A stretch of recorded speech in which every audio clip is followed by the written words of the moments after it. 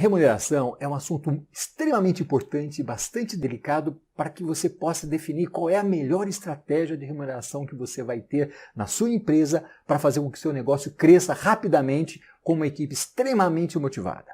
O que é mais importante? É você olhar como você vai remunerar. E como é que você faz isso? Você tem que entender que remuneração é dividida em 3 etapas, ou em 3 pernas. A primeira delas é estabelecer um salário fixo. Qual é o salário que você vai garantir para o seu colaborador, para o seu funcionário todos os meses. Além do salário fixo, você tem que pensar como é que será a sua política de benefícios. Sim, que tipo de benefício você vai dar? A sua empresa está começando, você só vai dar o vale transporte, você vai dar um pouco de vale refeição, você vai chegar no plano de saúde. Isso é muito importante. As empresas que iniciam começam basicamente com alguns benefícios chamados, que a gente chama hoje de benefícios legais, que basicamente é o vale-refeição e o vale-transporte. Mas num país em que a carga ou os encargos fiscais e sociais são tão grandes, as empresas muitas vezes elas preferem trocar remuneração fixa, salário, por benefícios. Então, de novo, cabe a cada um sentar e definir que tipo de benefício. Então, nós, para deixarmos mais didática a vida das pessoas, quando a gente estiver falando de benefícios, nós dividimos benefícios em 3 grandes grupos. Tem os legais, que a gente chama, tem os benefícios geniais e tem os benefícios excepcionais. Isso a gente chamou de genial porque eles realmente trazem uma diferença. Eu estou falando aqui da assistência médica, que hoje é o benefício mais valorizado pelos funcionários, porque ele não é um benefício do funcionário, ele é um benefício da família. É importante ele saber que a mulher, os filhos estão resguardados em alguma situação de saúde complicada, seja numa gripe, seja num quebrado um braço de uma criança, num corte, ele sabe que ela vai para um bom hospital e vai ser bem acolhida. Além da assistência médica, nós colocamos um pacote standard, que a gente chama a parte de assistência odontológica, a parte de previdência e a parte de seguro de vida. Sobre plano de saúde. Plano de saúde no Brasil hoje é uma coisa extremamente importante, porque só um grupo seleto de pessoas possuem. Eu estou falando aqui que apenas 47 milhões de brasileiros possuem plano de saúde. Eu estou falando que 23% dos quase 210 milhões de brasileiros possuem. E daí a importância deste benefício num pacote com as empresas. Nós sabemos que o Brasil hoje tem aí por volta de 34 milhões de pessoas com carteira assinada, você tem mais 30 e poucos milhões de pessoas trabalham de forma autônoma e tal. Ou seja, nós temos na iniciativa, na atividade profissional, nós temos um pouquinho mais de 91 milhões de pessoas, e você vê que 47 milhões só de brasileiros que tem, e desses 47 milhões, 65, 66% são bancados pelas empresas. O que significa que poucos brasileiros, ou alguma coisa em torno de 7% dos brasileiros, é que conseguem pagar o seu plano individual. Então, esse é um tema que a gente vai voltar a falar, mas eu dei um destaque aqui só para mostrar para você que se você realmente está estruturando a sua empresa e você quer atrair alguns talentos, este benefício é extremamente valorizado, ok? Então, só rapidamente para falar da indústria do plano de saúde, no Brasil hoje nós temos 47 milhões 210 mil pessoas com plano de saúde, isso métricas finais, embora o slide feche março de 19, mas o ano fechou mais ou menos alguma coisa ao redor disso aí. E como é que eles estão divididos? Eles estão divididos em 5 tipos diferentes de plano de saúde. Nós temos as medicinas de grupo, que tem 18 milhões 230 mil, com ticket médio de R$ 288. Nós temos cooperativas de crédito, que são as Unimedes, tem 17 milhões 350 mil usuários, com ticket médio de R$ 337. Temos autogestão, que são aqueles planos das grandes empresas que têm mais de 20, 30, 40 mil funcionários, eles mesmos estruturam e organizam e administram o seu plano de saúde, com ticket médio na faixa de 414. Temos as seguradoras, aí entra a Sul América, Porto Seguro, o Bradesco, que tem um ticket médio na faixa de 590, e temos aí a área de filantropia, que geralmente são planos da Santa Casa das cidades, com alguma coisa de um ticket médio na faixa de 528 reais, porque geralmente agrega pessoas um pouco mais velhas.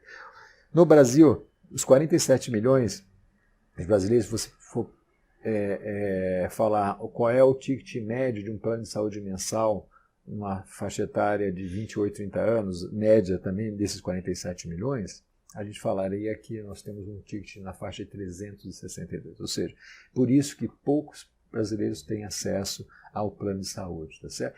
E qual que é a diferença de uma medicina de grupo para uma cooperativa? A cooperativa é trabalho.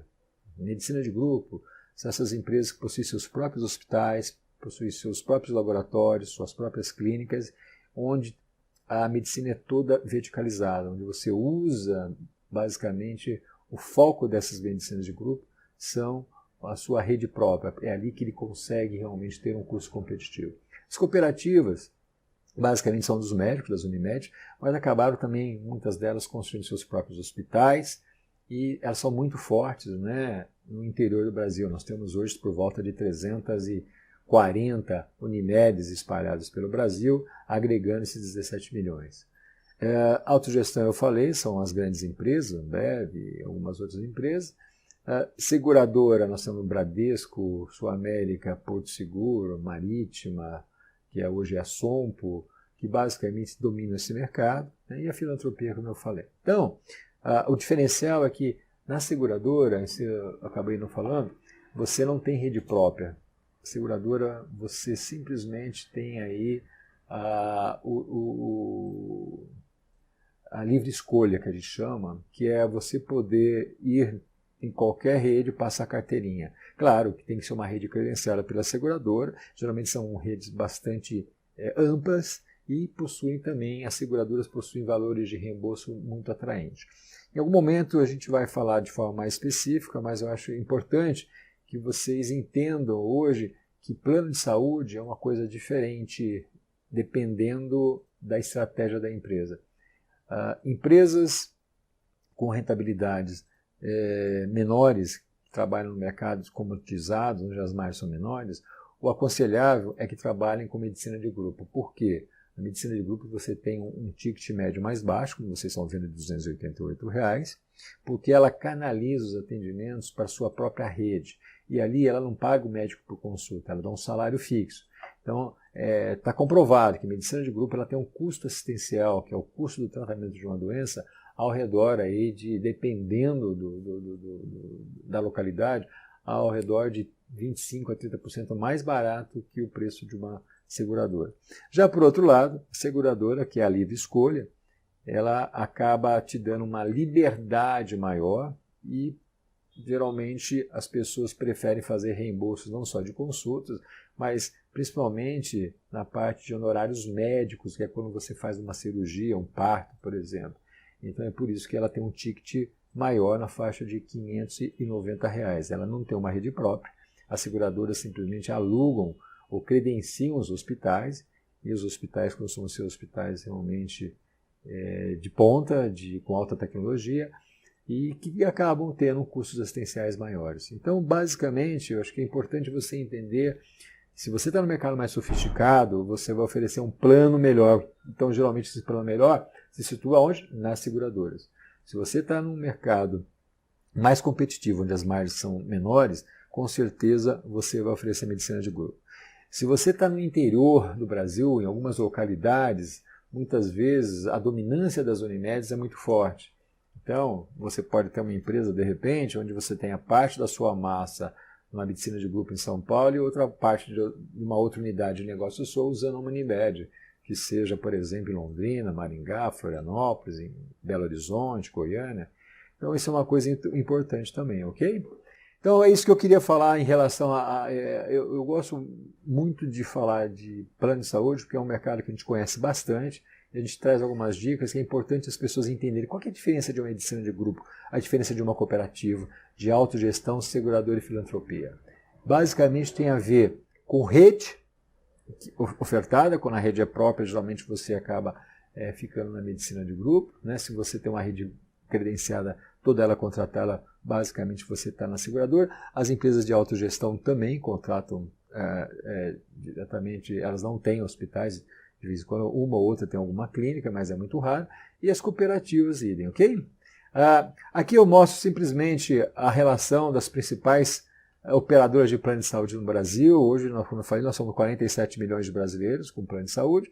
E hoje, a Amil, lá em junho, de 2019 era a maior operadora no Brasil, com 3.438.000, seguida pela Bradesco, depois a Apvida, que é a medicina de grupo forte no Nordeste, que ela adquiriu recentemente a São Francisco, que é a nona, com 600.000. Então aqui a gente está mostrando um pouco as maiores operadoras de plano de saúde do Brasil, para que você tenha a noção de que existe, de novo, como boa parte dos setores, uma concentração de operadoras, né, um número de vidas maior num grupo menor de operadores. Então as 20 maiores aqui basicamente representam aí 30% do mercado.